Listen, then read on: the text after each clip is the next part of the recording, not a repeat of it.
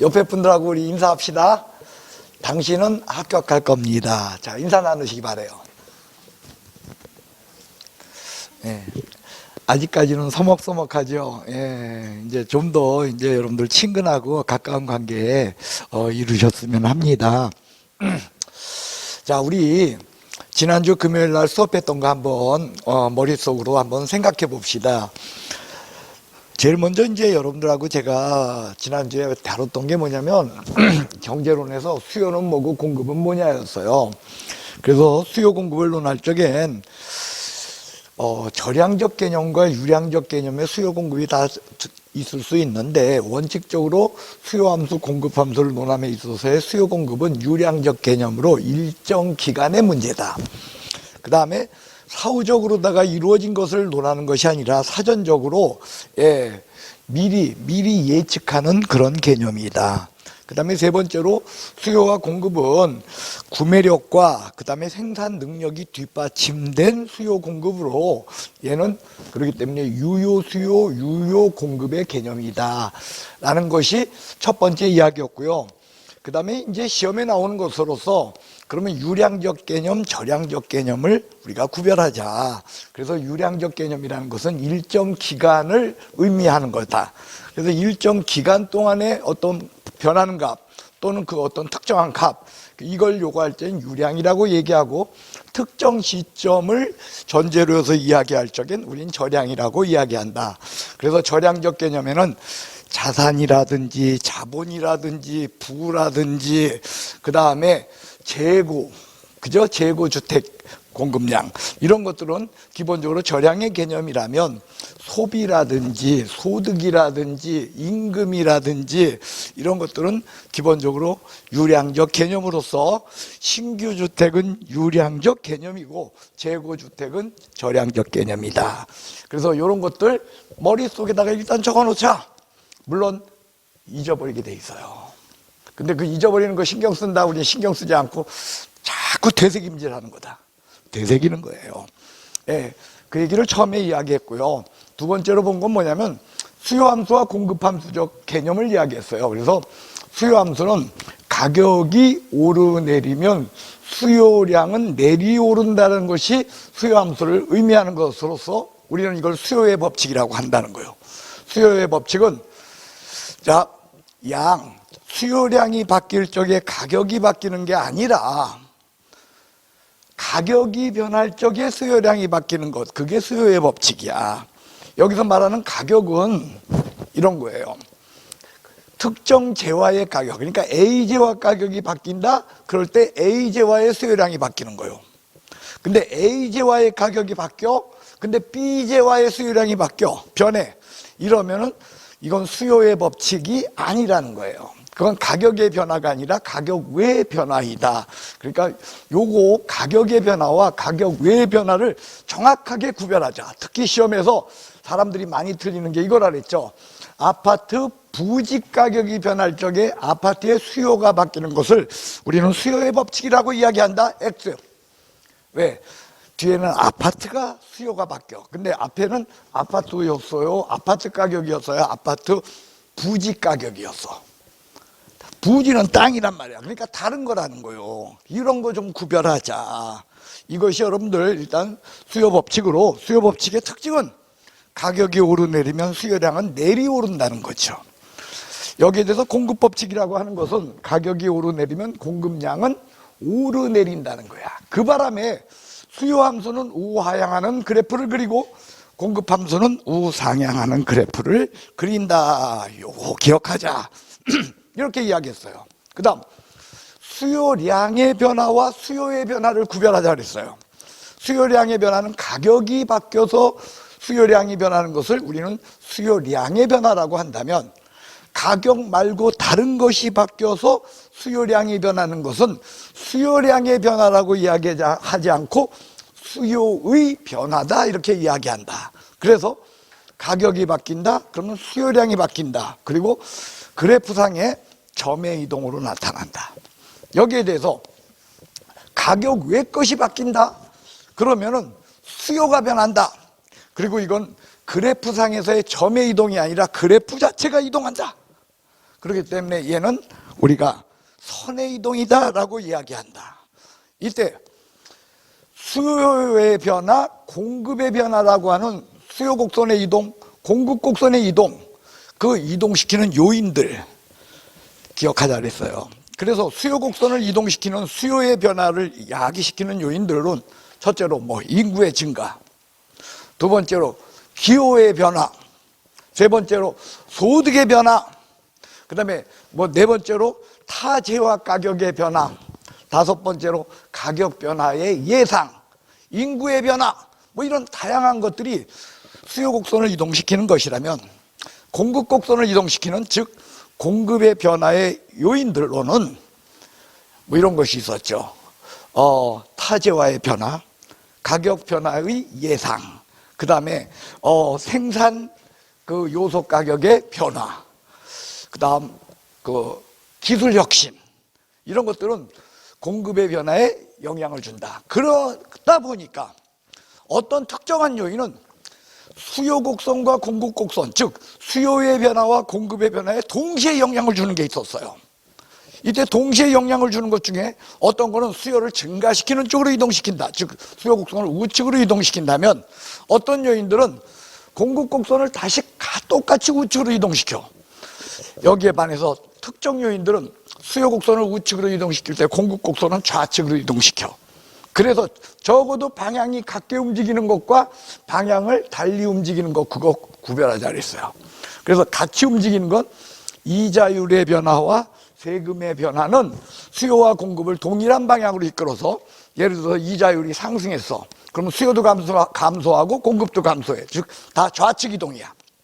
그 다음에 조세가 감세되었어. 그러면 수요도 증가하고 공급도 증가하니까 수요 곡선, 공급 곡선을 다 우측으로 이동시켜. 그래서 조세의 변화와 그 다음에 이자율의 변화는 수요와 공급을 동일한 방향으로 이끈다.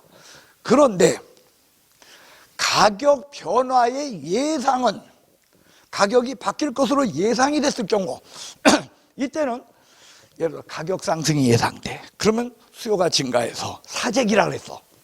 이걸로 기억하자 그랬어요. 그래서 수요 곡선을 우측으로 이동시키지만 공급 곡선을 우측으로 이동시킨다. 공급자들은 물건을 다 갖다 감춘다. 감춰서 공급 곡선은 좌측으로 이동시킨다는 거예요.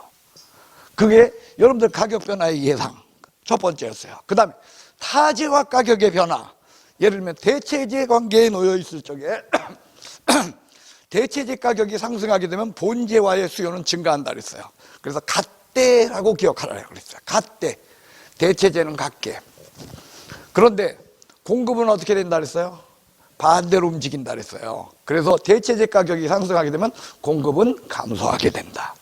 그 다음에 보완재 가격이 상승하게 되면 수요는 줄어들어. 수요가 감소해요. 좌측으로 이동해. 하지만 공급은 어떻게 된다? 증가하게 된다. 요렇게 있죠. 타재와 가격의 변화, 그것도 이제 우리가 세분화시켜서 방향을, 수요와 공급을 반대 방향으로 이끈다. 요 사실을 갖다가 같이 기억하자 하는 것이 여러분들 우리가 수요의 변화와 공급의 변화 요인으로서 선의 이동, 이 부분을 우리가 다룬 거예요. 그 다음 세 번째로 여러분들과 제가 다룬 내용은 어떤 내용을 다뤘냐면, 자, 세 번째로 다룬 거는 이걸 다뤘어요. 뭐냐면, 예.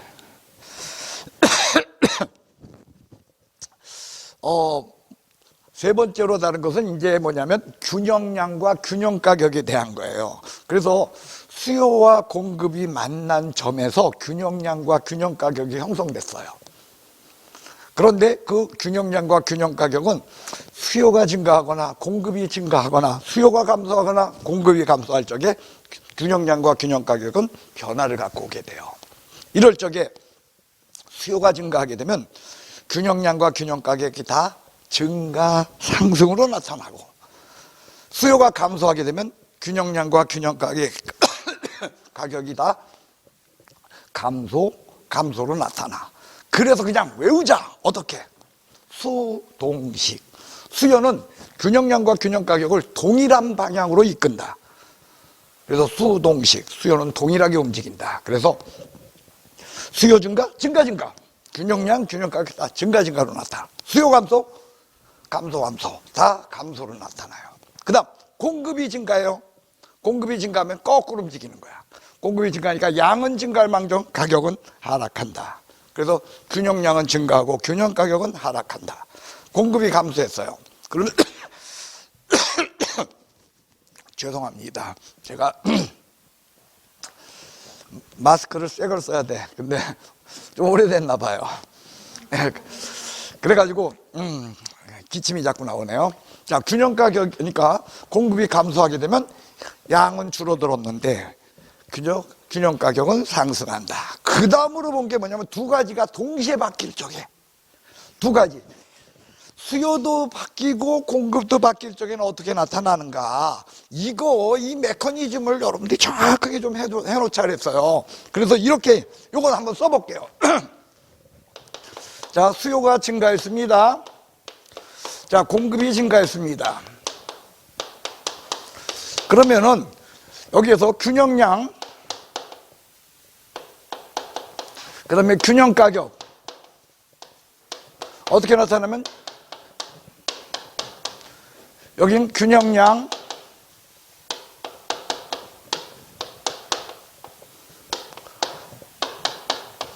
이렇게 나타난다. 그 바람에 균형량은 두 개가 동시에 움직였는데 다 어느 쪽으로? 증가하는 쪽으로 움직였으니까 균형량은 어떻다? 증가한다. 근데 균형 가격은 증가하고 감소하니까 안다, 모른다, 알 수 없다가 답이라는 거예요. 얘가 답이다. 아유, 야, 제가 너무 번잡하게 하네요. 예, 감사합니다. 그런데 요게 같을 적에는 알 수 없다가 답이다. 그때는 변화 없다가 답이다. 변화 없다. 즉 균형량은 증가나 균형 가격은 변화 없다. 근데 요렇게 나타나면 수요 증가가 더 크다. 그럴 적에는 어떻게 된다? 증가, 더 큰 것만 보는 거야. 그러니까 균형량과 균형 가격이 다 상승하고 증가한다. 요렇게 됐을 땐 요것만 본다는 거예요. 그래서 균형량은 증가하고 균형 가격은 하락한다. 자, 저것을 갖다가요, 여러분들한테 제가 외우기를 강조했죠. 한번요, 여러분들이 있잖아요, 그래프를 그릴 줄 안다면 사실은 이게 돼요. 근데 여러분들 그릴 줄 아오? 그리고 이게 그릴 줄 안다고 해도 시험 때마다 매번 이거 하기가 너무 번잡해요. 한번 볼게요. 자, 요 경우를 봅시다. 수요 증가가 공급 증가보다 큰 경우. 자, 뭐가 증가가 커요? 수요 증가가 공급 증가보다 크니까 얘가 수요죠. 우하향하는 그래프. 얘가 수요고 얘가 공급이야. 수요가 증가했는데 이만큼 증가한 거야. 수요는.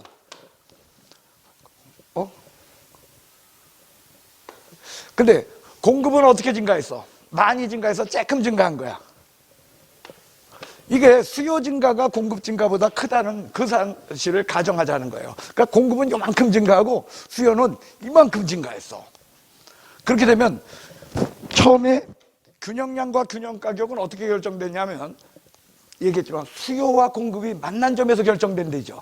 그러니까 이 노란 선길이 만난 요 점에서 균형량과 균형 가격이었던 거야. 근데 증가했으니까 이제 뭐냐? 파란 선길이 만난 점이야. 그러면 양은 어떻게 됐어? 가격은 어떻게 됐어? 오른쪽으로 하면 증가고 위로 올라가면 증가 아니야. 그래서 이 경우라면은 이렇게 양과 가격이 다 증가한다. 뭐만 읽으라는 거예요. 그러니까 증가 이렇게 읽으라 그 뜻이었던 거예요. 만약에 이걸 보자는 거예요. 공급 증가가 크다. 그러면은요, 다시요, 노란색으로 한번 그려볼게요. 이렇게 됐는데 공급은 얼만큼 증가하고? 많이 증가하고. 수요는 어떻게 증가하고? 조금 증가했어.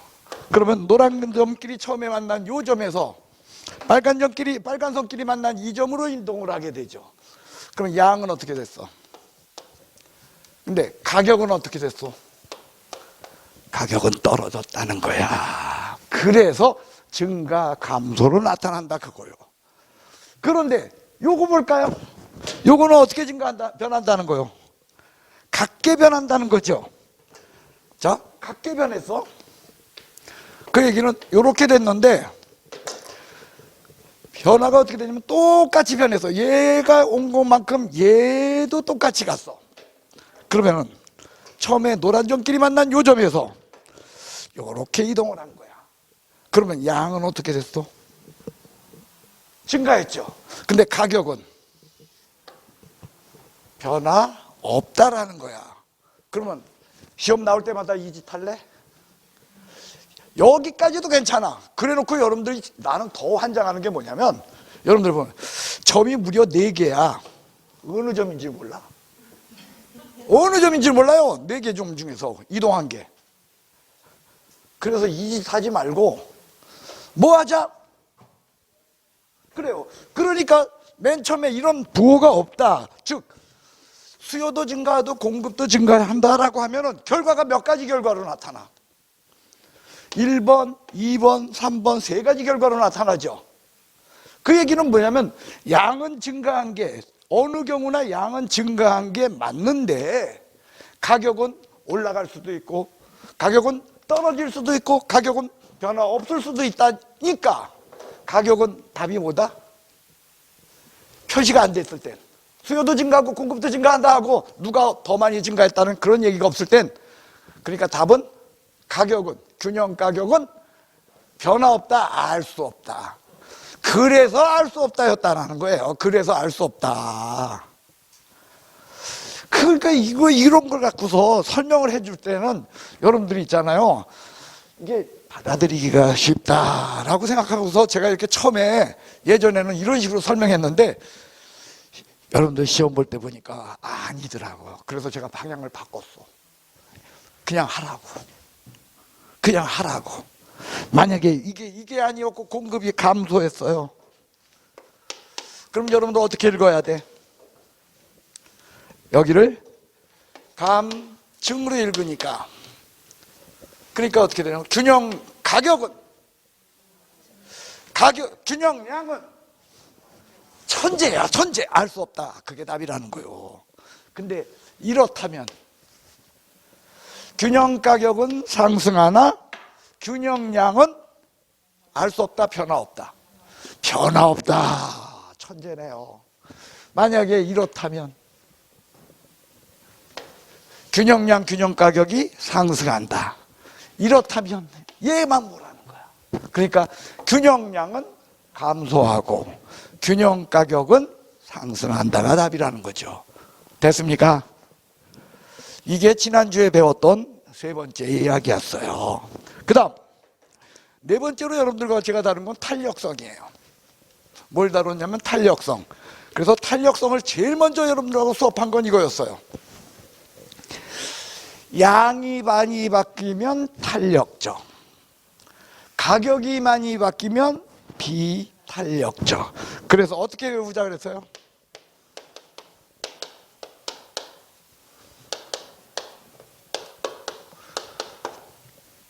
양이 탄력적일 때 많이 바뀌는 놈이다. B가 더 비탄력적일수록 가격이 더 변한다. 이렇게 외우자 그랬어요. 첫 번째 이야기가 그거였어요. 두 번째는요, 탄력성은 얘를 숫자로 나타낼 수 있다는 거예요. 숫자로. 그래서 탄력성의 값이, 가격 탄력성의 값이 1보다 크면 탄력적, 그죠?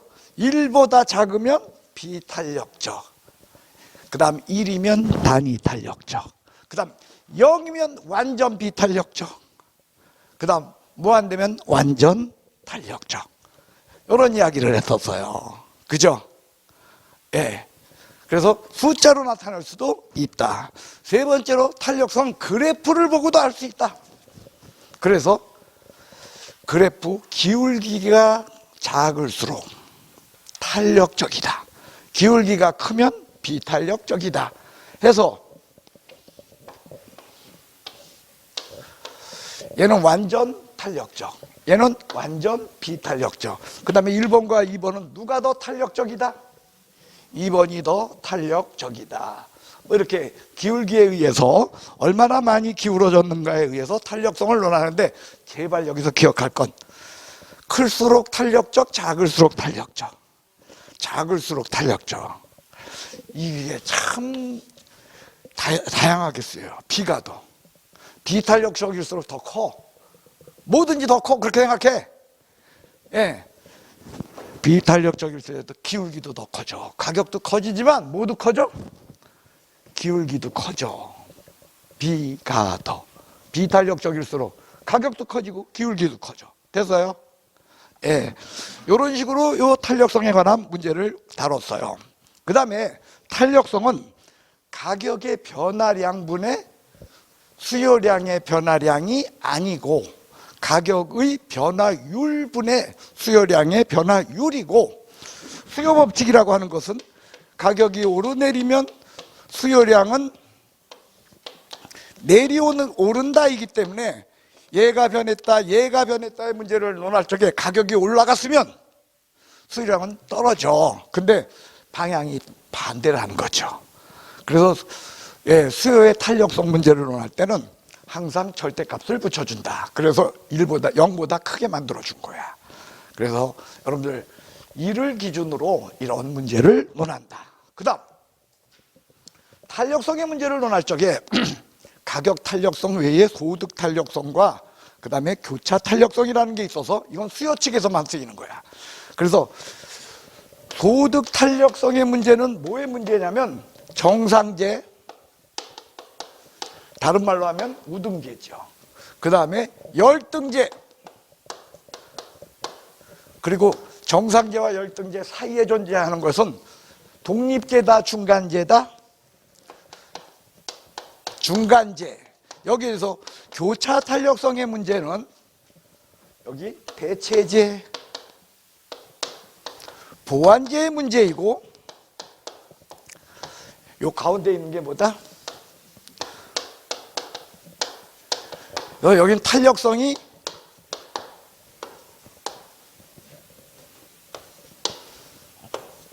이렇게 된다. 여기는 교차 탄력성이 0보다 크다. 얘는 교차 탄력성이 0보다 작다. 왜? 대체제는 같게 움직이기 때문에 탄력성이 0보다 크게 나와. 보완제는 반대로 움직이기 때문에 탄력성이 0보다 작게 나와. 그리고 가운데가 있는 거 탄력성이 0일 때 독립제, 중간제인데 소득 탄력성이 0인 거지고 소득 탄력성이 0보다 큰 거야. 여기는 교차 탄력성이 0보다 크고 교차 탄력성이 0보다 작은 거야.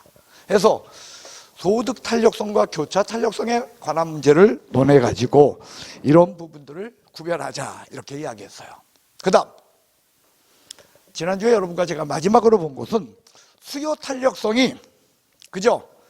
기업의 총수입에 영향을 미치는 것. 우리 그거 어떻게 하자 그랬어요? 기호로 접근하자. 기호 논리학으로. 그래서 여러분들은 플러스 마이너스를 생각해라. 그래가지고 세 가지가 조합이 돼요. 조합은 몇 가지가 조합이 이루어진다? 세 가지. 이겁니다. 가격이라는 거하고 탄력성. 근데 이 탄력성은 공급 탄력성이다, 수요 탄력성이다. 수요야. 제발 그거 놓치지 마. 그리고 수요 탄력성 중에서 교차 탄력성, 소득 탄력성, 아니면 가격 탄력성. 가격 탄력성, 합격이요. 그래요. 탄력성의 문제와 그 다음에 기업의 총 수입의 문제를 논할 적에 가격이 올라갔어. 근데 탄력적이야. 그러면 기업의 총수입은 감소한다. 가격이 올라갔는데 비탄력적이야. 그러면 기업의 총수입은 증가한다. 가격을 하락했는데 탄력적이야. 기업의 총수입은 증가한다. 가격이 하락했는데 비탄력적이야. 기업의 총수입은 감소한다. 해서 마이너스가 짝수로 나오면 어떻다 그랬어? 틀려. 마이너스가 한 개, 세 개야. 해서 자, 또 다시 한번 예를 들어 봅시다. 이렇게 했어요. 기업의 총수입을 증가시키기 위하여. 머릿속에 뭘 끌릴래? 플러스. 감사합니다. 가격 인하해야 한다면, 그쵸? 이 기업의 수요 탄력성은 탄력적이다, 비탄력적이다? 탄력적이다. 왜? 뿔 마가 나왔으니까 무조건 뭐가 나와야 돼 이제? 플러스. 탄력적이다는 플러스요. 비탄력적이다 마이너스. 그거였죠. 이렇게 맞추자 그랬어요. 여기까지가 뭐다? 지난주에 수업한 내용으로서요. 여러분들 슬슬 천천히 나간 것 치고서는 우리 조금 했어 아니면 엄청나게 많이 한 거예요. 엄청나게 많이 한 거예요. 그리고 여러분들 이걸 여러분들이 있잖아요. 받아들일 수 있는 능력이 된다는 그 사실 자체가 저는 너무 감격스러워요. 예. 뭘 알아? 아무것도 모르는 사람들인데 이런 허튼 소리를 듣고서 이걸 맞출 수 있다는 게 너무 저는 대단하다고 느껴요. 자, 오늘은요. 그냥 욕심 같아서는 그냥 딴 거 하고 싶은데 탄력성을 하던 김에 그래도 탄력성을 마저 끝내고 나가는 게 좋을 것 같아서 탄력성에 관한 나머지 것들을 좀 더 여러분들하고 다루고 그리고 수업을 진행할까 합니다. 자, 고개 드십시오.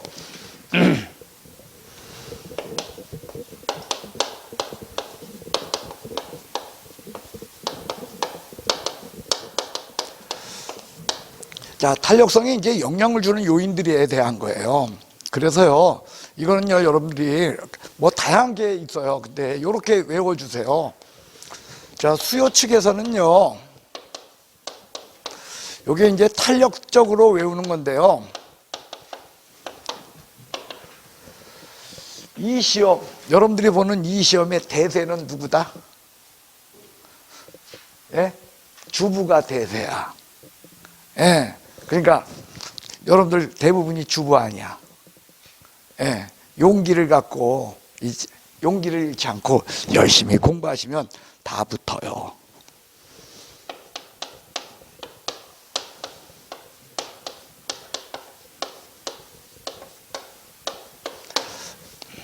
이렇게 됩니다. 그 다음에 자, 공급 측에서는요, 보통 요게 비탄력적으로다가 요게 이제 시험에서 보통 많이 나와요.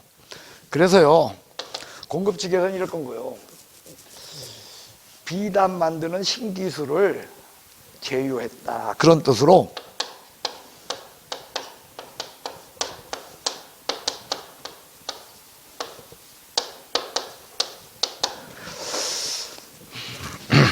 공급 측 비탄력성에 영향을 미치는 요인, 이렇게 여러분들 외우고요. 말은요, 요게 이제 수요 측이고 요게 공급 측인데 실제 시험에서는 두 개 막 섞어서 내요. 그래도 상관없어요.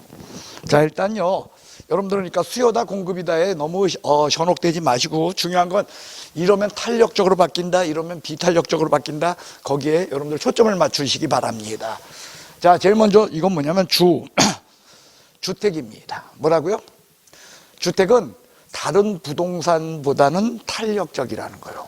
자, 예를 들어 볼게요. 무슨 얘기냐면 우리가 부동산이라고 할 땐 주택만 있어, 상가도 있고 공장도 있고 토지도 있고 뭐 다양하게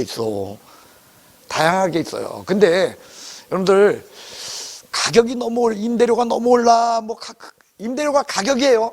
여러분들 임대료가 또 가격이 아닌 줄 알면 안 돼. 아까 가격이 오르내린다 하는 그럴 땐 보통 임대료도 포함하는 거예요. 자, 여러분들 그 가격이 너무 비싸지고 그러면은 상가 같은 경우는 수입이 안 나면 안 하면 되잖아. 공장 접으면 되잖아.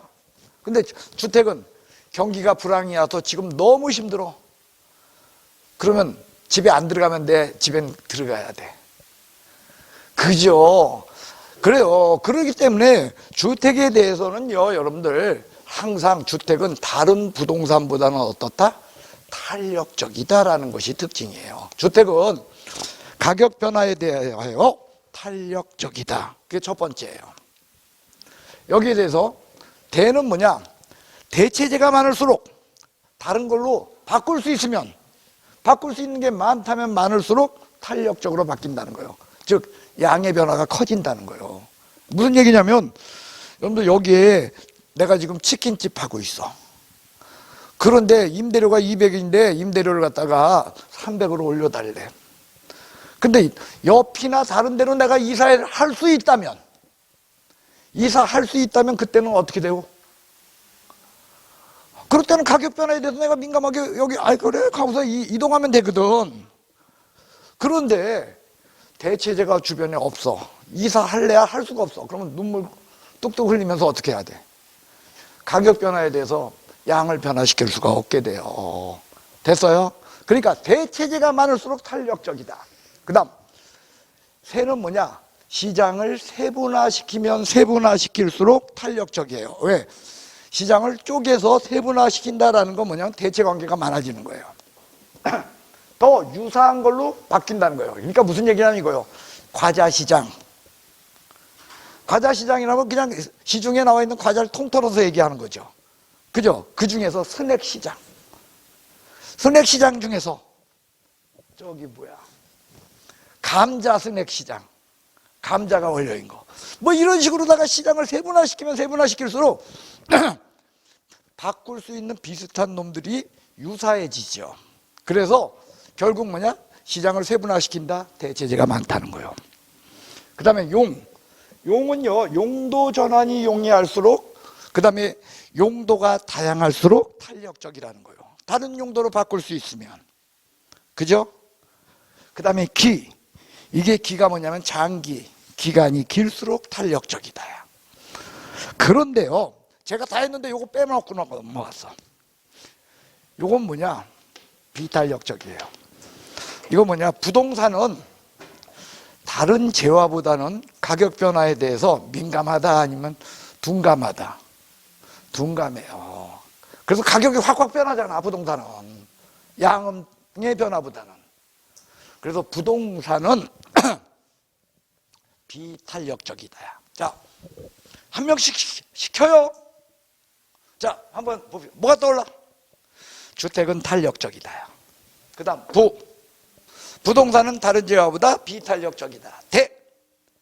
대체제가 많을수록 탄력적이다.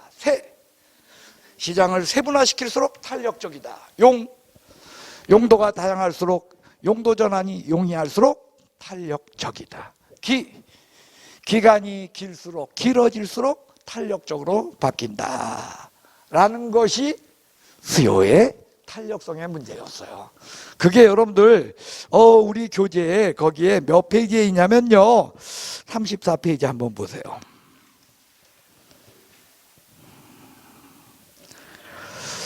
거기에 보면요, 여러분들 뭐 수요의 가격 탄력성에 거기 영향을 주는 결정 요인이라고 적혀 있죠. 그런 것들이야. 이런 것들 여기에 제가 본 거예요. 이렇게 모아서 쓴 거예요. 그 다음 밑에 거 봅시다. 공급층을 봅시다. 요 B는 뭐냐? 비용이요. 비용이 많이 들수록 비탄력적이야. B는 뭐라고요? 비용이 많이 들수록 비탄력적으로 바뀌어요. 그 뜻입니다. 그래요. 됐습니까? 근데요, 시험 문제는 친절하게 비용이라고 나올까요? 이걸 한꺼번에 몰아서 쓴 거예요. 시험 문제는 이렇게 나와요. 생산 요소 가격이 상승할수록. 그럼 가격으로 읽어야 돼. 생산 요소 가격이니까 비용이 많이 드는 거야. 그렇게 읽을 줄 알아야 돼요. 또는 이렇게 저장 비용이 많이 들수록, 그게 비용인 거야. 또 운송비가 많이 들수록. 됐어요? 이렇게 나오면 다 비용이 많이 들수록이야. 그럼 탄력적이다, 비탄력적이다? B니까 B지. 비탄력적이다. 됐어요? 그 다음 요거하고 요거 같이 보세요. 요 기는요, 기간이 길수록, 이게 장기야. 장기. 요 기는 뭐냐? 기간이 짧을수록 단기야. 단기. 그러니까 장기일수록 탄력적이니까 단기일수록 뭐겠어? 비탄력적이요. 그 다음에 신은 뭐냐? 신규 주택은 재고 주택보다 비탄력적이라는 거예요. 자, 여러분들 신규 주택, 지금 주택 새로 지어. 내가 당장 들어가 아니면 3, 4년 걸려. 3, 4년 걸리잖아. 그죠? 근데 재고주택은 3, 4년 걸려 아니면 당장이라도 들어갈 수 있어. 여러분들 항상 분양받아서 이사했어? 아니면은 남 사는 집에도 이사 갔댔어? 난 분양받아본 건 내 평생에 한 번이요. 예, 물론요, 있죠. 그거 말고도 몇 번 받았는데 들어가서 살려고 한 거 않고 다 실패해가지고 하우스푸어가 됐어. 예. 어쨌든 그래요. 그러니까 신규주택과 재고주택이 있을 때 재고주택은 언제라도 우리가 바꿔서 들어갈 수 있지만 신규주택은 그렇지 않아.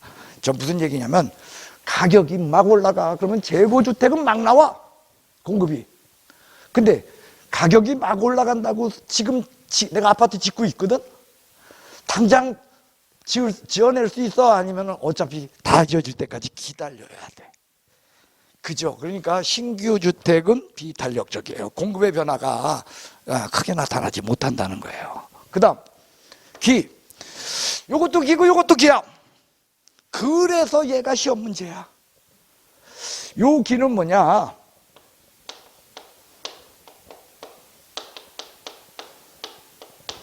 요 기는 이건 관찰기간이에요. 장기, 단기라고 하는 것은 관찰기간이라면 여기서의 기는요, 공정기간, 생산기간이에요. 자, 무슨 얘기냐면 이런 거요. A라는 건물은 짓는데 3주 걸려. B라는 건물은 짓는데 3개월 걸려. C라는 건물은 짓는데 3년 걸려. D라는 건물은 짓는데 30년 걸려. 어떤 게 제일 비탄력적이요? 30년 걸리는 건물. 그죠? 생산기간, 공정기간이 길수록 뭐다? 비탄력. 다시 한번 보세요. 관찰기간이 길어지면 길어질수록 탄력적으로 바뀌죠. 그런데 공정기간, 생산기간이 길어지면 길어질수록 탄력적이다, 비탄력적이다. 비탄력적이다야. 됐어요? 그 다음 공법상의 제한, 사법상의 제한. 하여간에 공법상, 법 말고 뭐든지 간에 다른 제한 요소가 많아지면 많아질수록 법이 아니라 할지라도 어떻다? 비탄력적으로 바뀐다는 거예요. 제한이 많으면 많을수록 비탄력적이다. 됐어요? 여기에 대해서 술과 휴는 얘는 여기도 얘가 비듯이 얘만큼은 탈이에요. 탄이에요. 탄. 그래서 요거는 이렇게 읽어요. 기술. 기술 혁신이 있게 되면은, 기술이 진보하게 되면 비탄력적이다, 탄력적으로 바뀐다. 탄력적으로 바뀐다는 거예요. 그 다음 휴는 뭐냐면 유유 설비가 있으면 탄력적이에요.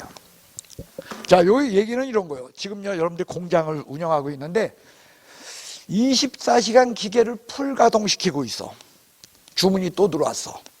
만들 수 있어? 못 만들어. 양을 변화시킬 수 없어요.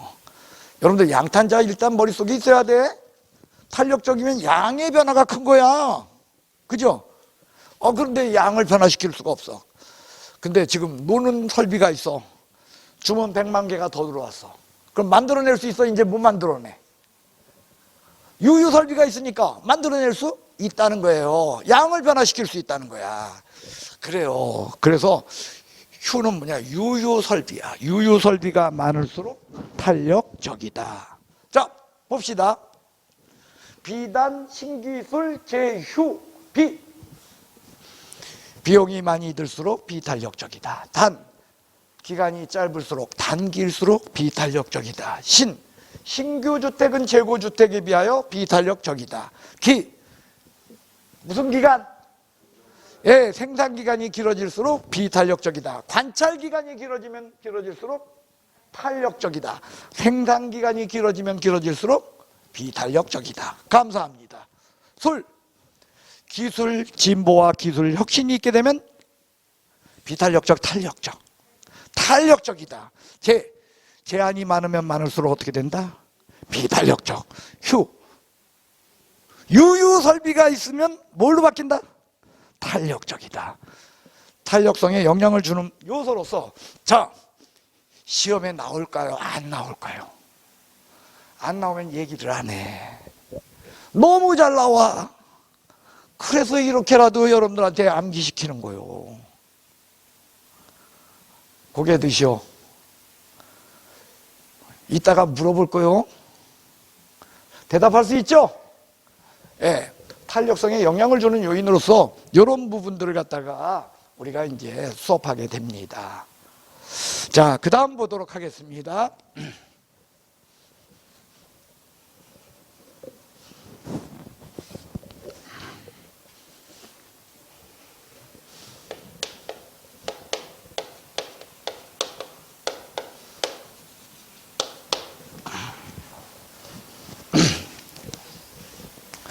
자, 거미집 이론이라는 건 뭐냐면요, 저건요, 기본이 출발을 어디서 하냐면 농산물에서 출발을 했어요. 절 좀 보시오. 올해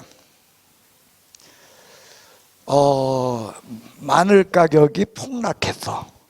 마늘 가격이 폭락한 이유는 마늘 공급이 많았던 거야, 수요가 많았던 거요? 예? 공급이 많았으니까 마늘 가격이 폭락을 하지. 공급이 많으니까. 그죠? 아까 봤잖아. 공급이 증가하게 되면 균형량은 증가하는데 균형 가격은 어떻게 됐어? 하락하잖아. 됐어요? 그러면 내년에는 어떤 일 벌어지요? 마늘 농사 져가지고 손해본 농사꾼들이 마늘 농사 하려고 한다. 마늘 농사 다 때려치고 딴 걸로 하려고 그런다. 그래서 마늘 내년에는 어떻게 돼? 조금 해. 그 바람에 마늘 가격이 어떻게 돼? 그냥 있는 대로 올라가. 그러니까 폐쇄 경제라면 그냥 그 가격을 감당할 수 없게끔 올라가요. 근데 우리는 지금 폐쇄 경제예요. 그래도 개방 경제예요. 그래서 중국에서 어떻게 해야 돼? 마늘 수입해 와야 돼. 그래서 마늘 가격을 잡아야 되는 거죠. 자, 거미집 모형의 특징 이론의 출발은 뭐냐 이거야. 수요는 즉각 반응해요. 수요는 어떻게? 그런데 공급은 즉각 반응한다. 전껏 보고 나중에 반응한다. 공급은 1년 뒤에 반응하는 거야. 그러니까 전기 거 보고 다음 기에 반응하는 게 공급이야. 그래서 지금 여러분들이 여기서 무조건 하나 기억하셔야 될 게 있어요. 여러분들이 기억하셔야 될 거 하나, 그건 뭐냐면 이거요. 학교론 시험 문제에서 아까 우리가 단기, 장기란 이야기 했죠. 그래서 단기라는 건 지금 당장 반응하는 거야. 그 다음에 장기는 나중에 오래 천천히 그런 게야. 그래서요, 단기라고 하는 데는요 항상 수요가 반응하는 거고요, 장기에는 공급이 반응해요. 거미집 이론도 그거예요. 수요는 지금 반응해. 그런데 공급은 지금 반응해, 다음에 반응해. 기간이 오래 걸리는 거야, 공급은. 그렇다면요, 여러분들 뭔지 몰라도 OX로 한번 대답해봐. OX로. 자, 뭔지 몰라도 돼. OX로 맞출 수 있어야 돼. 뭐만 갖고? 단기에는 뭐가? 수요. 장기에는? 그래, 그것만 갖고 여러분들 맞춰봐요. 자, 예를 들면 이겁니다. 정부에서 임대료를 규제한 경우 단기적으로 공급 감소 현상이 나타난다. OX. 뭔지 몰라도 맞출 수 있다니까. 다시요. 여러분들은 OX로 대답하라니까. 다시요. 어떻게 하냐면 정부에서 임대료를 규제한 경우 단기적으로 공급이 감소한다. OX. X. 왜? 단기적으로 반응하는 거는 공급이야, 수요야.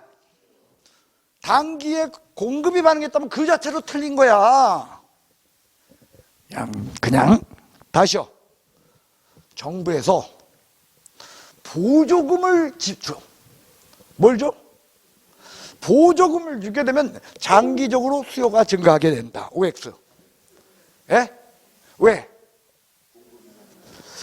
장기에는 공급이 반응하는 거지 수요가 반응하는 게 아니야. 됐어요? 무조건 장기에는 뭐가 반응해? 그래요. 자, 이런 게 있어요. 여러분들 공법 지금 열심히 듣고 있나요? 아, 1차만 하고 있어? 공법에 보면은 여러분들 저런 거 있잖아. 지역지구제. 자, 지역지구제를 실시하게 되면 장기적으로 수요가 증가하게 된다. OX. 예? 왜? 장기는 공급이 반응하는 거야. 단기적으로 수요가 증가하는 거야. 지역지구제. 그래서 지역지구제 실시로 가격의 인상이 따르게 되는 거예요. 됐어요? 하여간에 무조건 단기에는 뭐가 반응해? 수요가 증가하는지 감소하는지는 몰라도 돼. 일단은 그때 하면 되잖아. 공급이 증가하는지 감소하는지는 몰라도 돼. 하지만 단기에 반응하는 건 뭐다? 장기에 반응하는 건 뭐다? 그거요. 거미집 이론도 마찬가지라는 거예요. 출발은 수요는 즉각 반응하는데 공급은 전기 거 보고 다음번에 반응한다. 그게 거미집 이론의 특징으로서요. 이런 거요. 이 반응 자체가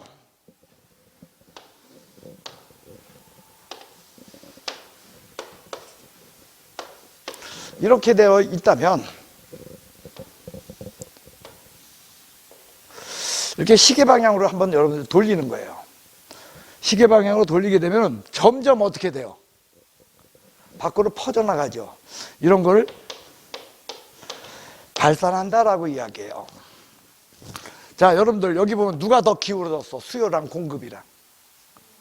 수요가 더 기울어졌죠? 그럼 누가 더 탄력적이야? 기울기가 작을수록 탄력적이죠. 공급이 탄력적일 때 뭐 한다? 발산한다야. 됐어요? 그런데 이번에는 수요 곡선을 갖다가 탄력적으로 기울기 작게 하고 공급 곡선을 비탄력적으로 기울기를 크게 해봅시다. 그러면 무슨 방향으로 돌려?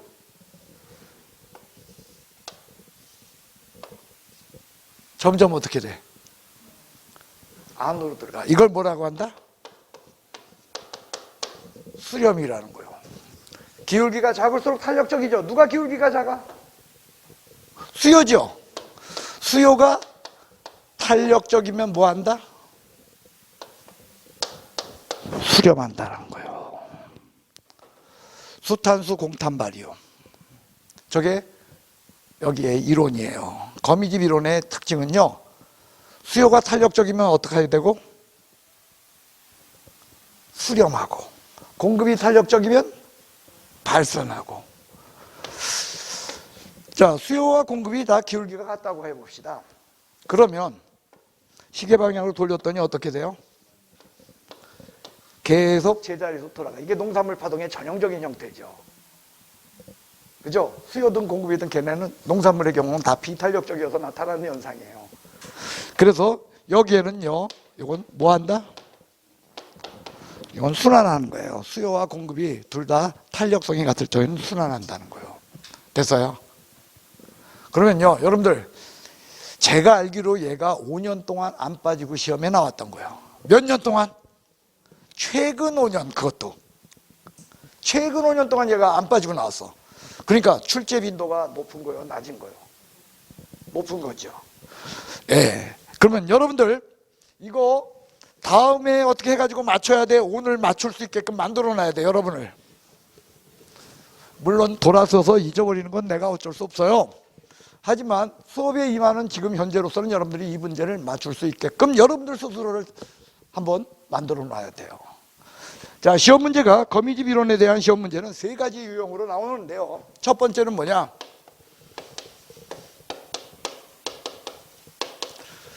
탄력성으로 주어지고요. 두 번째는 뭐냐? 기울기로 주어져요. 세 번째로는 함수로 주어져요. 이 세 가지 유형 어떤 것으로 시험 문제가 주어지든 여러분들은 맞추는데, 맞추는 거 일단 거미집 이론을 맞추려면 뭐 외워야 돼?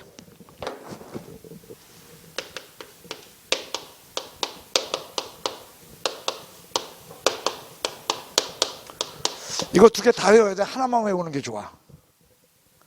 여러분들 머리 용량이 워낙 크니까 뭐 하나 더 외워도 전혀 상관없겠지만 그냥 하나만 외워. 뭐 수탄수 하나만 외우면 좋잖아. 됐어요? 수탄수 무슨 뜻이요? 수요가 탄력적이면 수렴한다야. 됐어요? 수요가 탄력적이면 뭐한다? 수렴한다. 됐어요? 그 다음, 자, 이 문제를 맞추기 위해서 기울기로 주어졌을 때 여러분들 이거 알아야죠. 기울기가 클수록 탄력적, 작을수록 탄력적. 그렇지.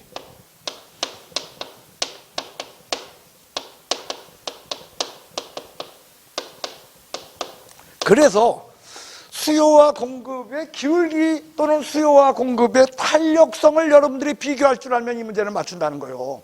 자, 첫 번째 예입니다. 시험 문제가 이렇게 주어졌어요. 수요 탄력성, 공급 탄력성에서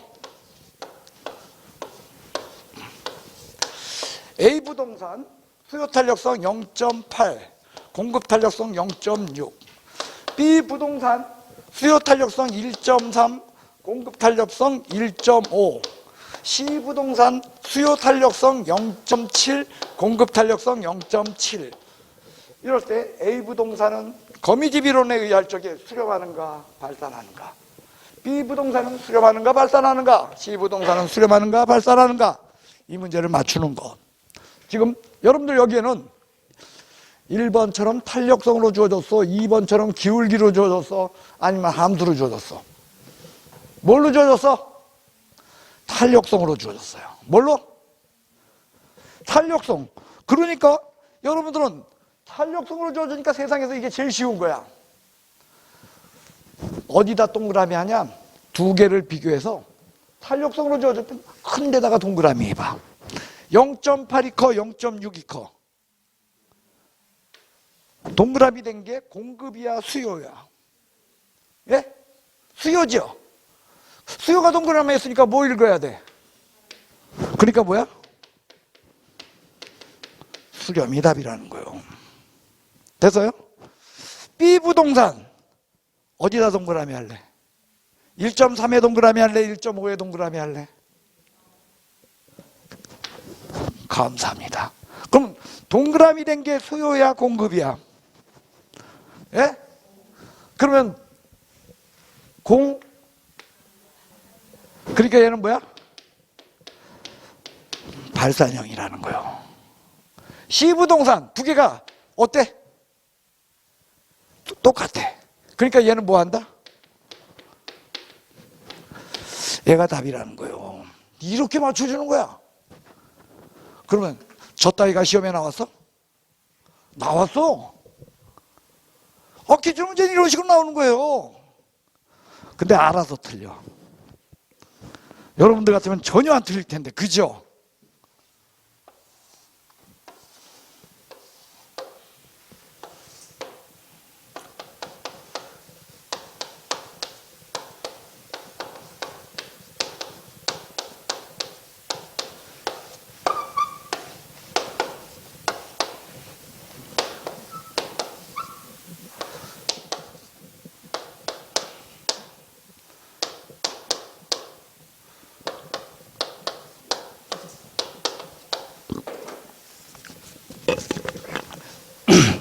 자, 여기는 뭘로 주어졌나요? 시험 문제가 탄력성으로 주어졌죠. 근데 여기는 뭘로 주어졌어?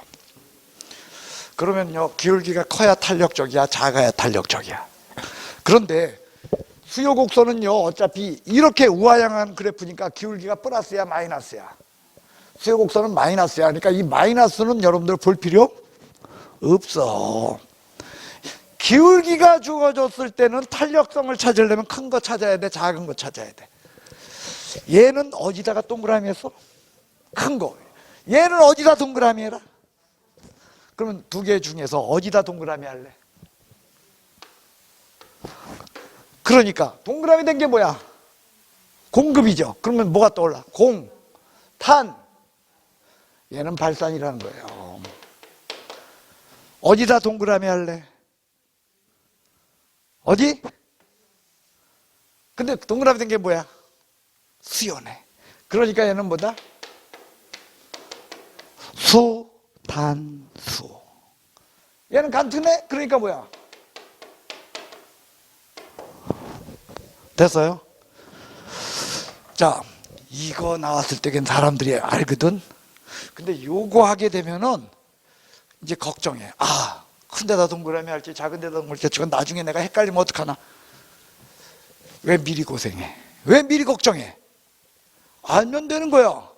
뭐만 알면. 기울기가 작을수록 탄력적이다는 그 사실을 알고, 여러분들이 기계적으로 시험 내일 봐 아니면은요 여러분들 내년 이맘때 봐 3, 4, 3 남았대요. 그죠?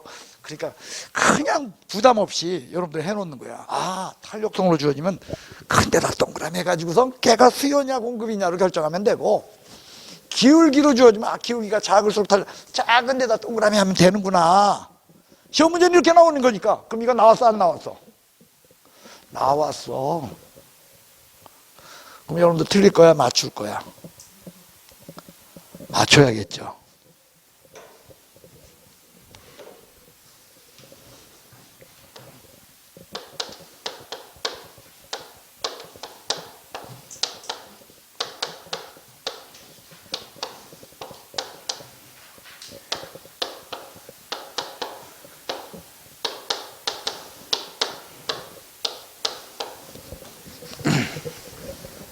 자, 이렇게 주어졌어요. 뭘로 주어졌어 지금은? 함수로 주어졌죠. 이건 무슨 함수? D가 들어가면 뭐야? 이게 뭐? 수요야, 수요. 디맨드, 요구하다, 수요야. S, 서플라이, 공급이야. 요건 수요 함수고 요건 공급 함수예요. 다시요. 요건 무슨 함수? 어떻게 알아 수요 함수인지? D가 있으니까. 요건 무슨 함수? 어떻게 알아? S가 있으니까. 됐어요? 수요함수와 공급함수는요, 여기 수요함수는 요게 방향이 반대니까 요게 마이너스로 주어져요. 공급함수는 요거 방향이 같으니까 플러스로 주어져요. 일단요, 저렇게 주어졌어요. 이럴 적에 얘 수렴하냐 발산하냐, 이거 이제 교수님들 이제 시험 문제 이거 풀 때 보면 저 기울기를 구해요. 그래서 기울기 큰 쪽, 작은 쪽, 작은 쪽을 또 찾아.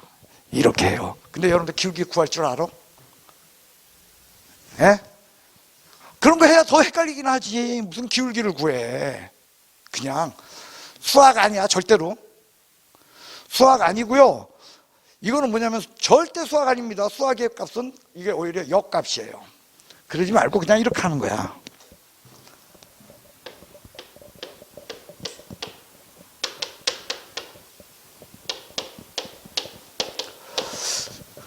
Q분의 P라고 써놓고 Q 앞에 무슨 숫자, P 앞에 무슨 숫자 있는가만 찾으면 돼.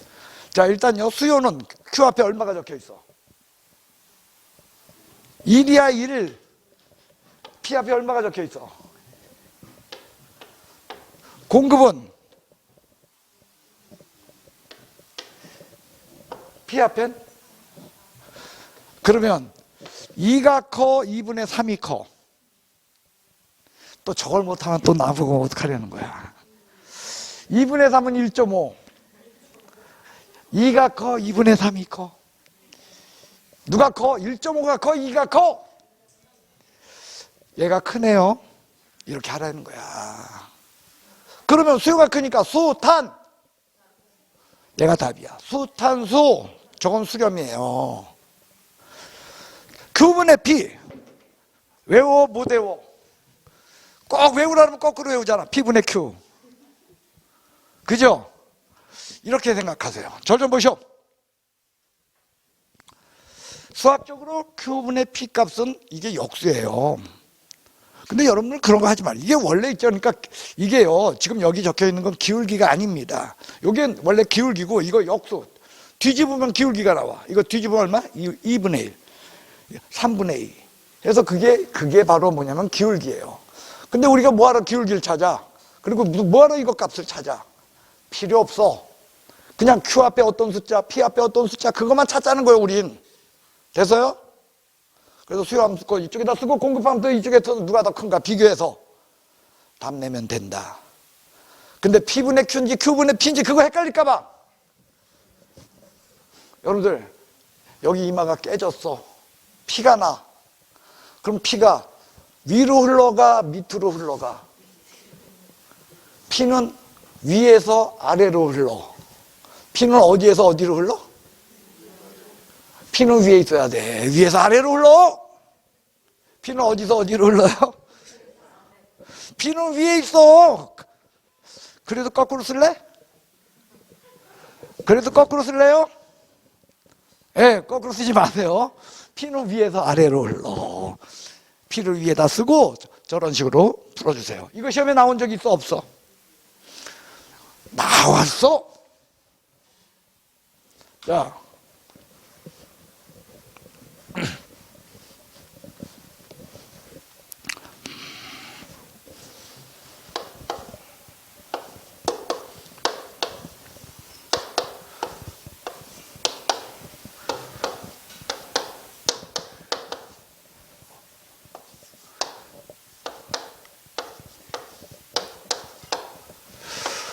자, 함수가 이렇게 주어졌어요. 수렴의 이거 발산해 라고 시험에 나왔어. 그럼 일단 여러분들 어떻게 뭐부터 쓸래? Q P를 위에다 쓸래? 아래다 쓸래? 그래서 얘는 무슨 함수? 수요 함수. 그러니까 자, Q가 얼마인가 찾아봐. 이쪽에 있어? Q가 오히려 이쪽에 있어? 아, 신경 쓰지 않아도 된다는 거야. 어디에 있든 이렇게 나올 수도 있지만 이렇게 나올 수도, 거꾸로 집어넣을 수도 있다는 거야. 그러니까 신경 안 써도 돼. Q는 얼마? P는 Q 얼마? P는 얼마? 문제는요, 3분의 2하고 2분의 1 뭐가 큰지 모르면 또 틀려. 뭐가 큰 거예요? 이거 0.67. 아, 이거 계산 못해요. 계산기 두들기면 돼. 이건 이렇게 하면 돼. 2 나누기 3 하면 돼요. 이건 1 나누기 2 하면 돼. 0.5야 이건. 얘는 0.67 나와. 0.6666666 계속 가는 거예요. 그러면 누가 커? 누가 커? 얘가 커. 그죠? 그러니까 무슨 형? 수렴형. 그게 답이라는 거예요. 수요가 크니까. 틀릴 것 같아? 이제 여러분들 맞출 것 같아?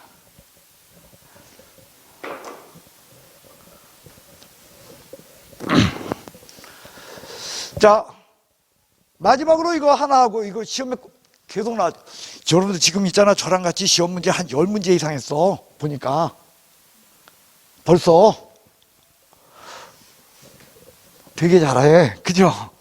자, 한번요 여러분들 이거 마지막으로 저 세 가지를 한번 같이 정리해가지고 여러분들이 맞춰서, 저는요 이제 수업은 맞추는 거예요. 이걸로 맞추고 돌아가면서 여러분들 답 쓴 걸 제가 볼 거야. 자, 첫 번째 A 부동산.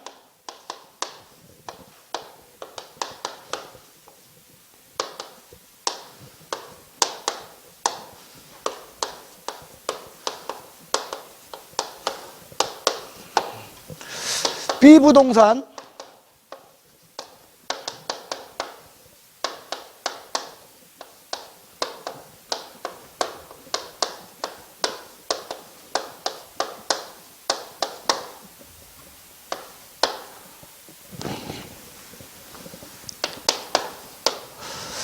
C 부동산.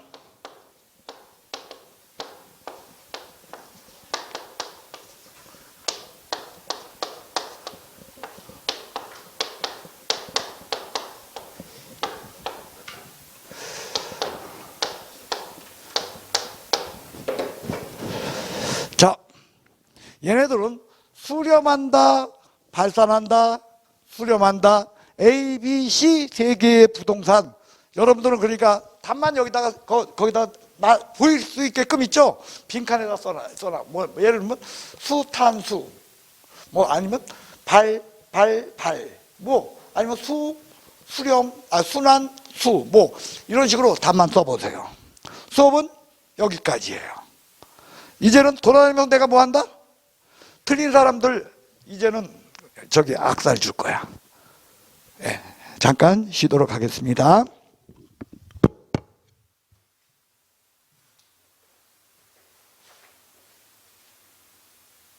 뭐다? 뭐다? 뭐다? 수렴. 탄력성으로 줬으니까 큰 데다 동그라미 했더니 수요네. 수탄수네. 기울기니까 작은 데다가 동그라미 했더니 수요네. 그러니까 수렴이네. 그 다음 여기 어떻게 하라고 했어요? 했더니 1, 4, 4네요. 공급은 2, 7. 2분의 7이니까 3.5네. 누가 더 커? 수. 다 수렴이 답이 되겠습니다. 자, 5분간 쉬겠어요.